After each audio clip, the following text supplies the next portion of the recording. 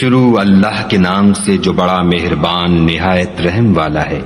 نون قلم کی اور جو اہل قلم لکھتے ہیں اس کی قسم کہ اے محمد صلی اللہ علیہ وآلہ وسلم تم اپنے پروردگار کے فضل سے دیوانے نہیں ہو، اور تمہارے لیے بے انتہا اجر ہے، اور تمہارے اخلاق بڑے عالی ہیں۔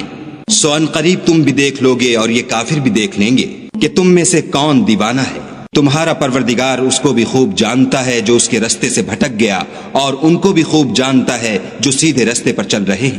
تو تم جھٹلانے والوں کا کہا نہ ماننا۔ یہ لوگ چاہتے ہیں کہ تم نرمی اختیار کرو تو یہ بھی نرم ہو جائیں، اور کسی ایسے شخص کے کہے میں نہ آ جانا جو بہت قسمیں کھانے والا ذلیل اوقات ہے، طعن آمیز اشارتیں کرنے والا، چغلیاں لیے پھرنے والا، مال میں بخل کرنے والا، حد سے بڑا ہوا بدکار، سخت خو اور اس کے علاوہ بدذات ہے، اس سبب سے کہ مال اور بیٹے رکھتا ہے۔ جب اس کو ہماری آیتیں پڑھ کر سنائی جاتی ہیں تو کہتا ہے کہ یہ اگلے لوگوں کے افسانے ہیں، ہم ان قریب اس کی ناک پر داغ لگائیں گے۔ ہم نے ان لوگوں کی اسی طرح آزمائش کی ہے جس طرح باغ والوں کی آزمائش کی تھی، جب انہوں نے قسمیں کھا کھا کر کہا کہ صبح ہوتے ہوتے ہم اس کا میوہ توڑ لیں گے، اور انشاءاللہ نہ کہا۔ سو وہ ابھی سو ہی رہے تھے کہ تمہارے پروردگار کی طرف سے راتوں رات اس پر ایک آفت پھر گئی، تو وہ ایسا ہو گیا جیسے کٹی ہوئی کھیتی۔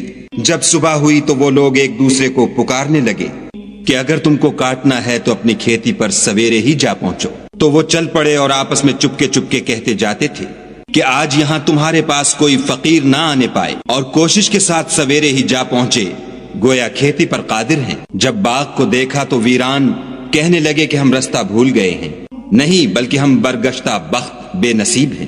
ایک جو ان میں فرزانہ تھا بولا، کیا میں نے تم سے نہیں کہا تھا کہ تم تسبیح کیوں نہیں کرتے؟ تب وہ کہنے لگے کہ ہمارا پروردگار پاک ہے، بے شک ہم ہی قصوروار تھے۔ پھر لگے ایک دوسرے کو رو در رو ملامت کرنے، کہنے لگے ہائے شامت، ہم ہی حد سے بڑھ گئے تھے۔ امید ہے کہ ہمارا پروردگار اس کے بدلے میں ہمیں اس سے بہتر باغ عنایت کرے۔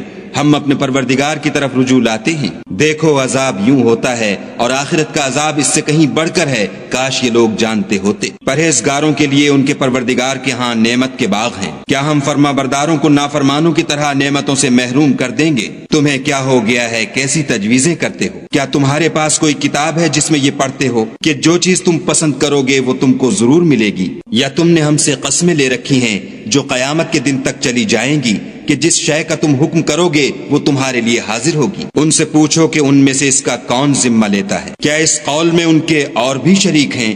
اگر یہ سچے ہیں تو اپنے شریکوں کو لا سامنے کریں۔ جس دن پنڈلی سے کپڑا اٹھا دیا جائے گا اور کفار سجدے کے لیے بلائے جائیں گے تو وہ سجدہ نہ کر سکیں گے، ان کی آنکھیں جھکی ہوئی ہوں گی اور ان پر ذلت چھا رہی ہوگی، حالانکہ پہلے اس وقت سجدے کے لیے بلائے جاتے تھے جبکہ صحیح و سالم تھے۔ تو مجھ کو اس کلام کے جھٹلانے والوں سے سمجھ لینے دو، ہم ان کو آہستہ آہستہ ایسے طریق سے پکڑیں گے کہ ان کو خبر بھی نہ ہوگی، اور میں ان کو مہلت دیے جاتا ہوں، میری تدبیر قوی ہے۔ کیا تم ان سے کچھ اجر مانگتے ہو کہ ان پر تاوان کا بوجھ پڑ رہا ہے، یا ان کے پاس غیب کی خبر ہے کہ اسے لکھے جاتے ہیں؟ تو اپنے پروردگار کے حکم کے انتظار میں صبر کیے رہو، اور مچھلی کا لقمہ ہونے والے یونس کی طرح نہ ہونا کہ انہوں نے خدا کو پکارا اور وہ غم و غصے میں بھرے ہوئے تھے۔ اگر تمہارے پروردگار کی مہربانی ان کی یاوری نہ کرتی تو وہ چٹیل میدان میں ڈال دیے جاتے اور ان کا حال ابتر ہو جاتا۔ پھر پروردگار نے ان کو برگزیدہ کر کے نیکوکاروں میں کر لیا، اور کافر جب یہ نصیحت کی کتاب سنتے ہیں تو یوں لگتے ہیں کہ تم کو اپنی نگاہوں سے پھسلا دیں گے،